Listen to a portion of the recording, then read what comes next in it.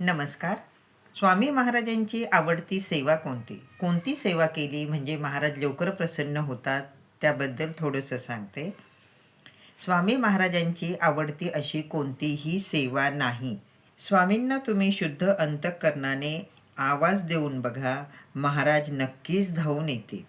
महाराजांची सर्वात सोपी सेवा म्हणजे नामस्मरण म्हणजे षडाक्षरी मंत्र.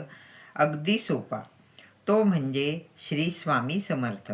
कुठेही केव्हाही उठता बसता महाराजांचं नामस्मरण तुम्ही करू शकता. स्वामी सेवा करायला घाबरू नका. स्वामी सेवा अगदी साधी सोपी आहे.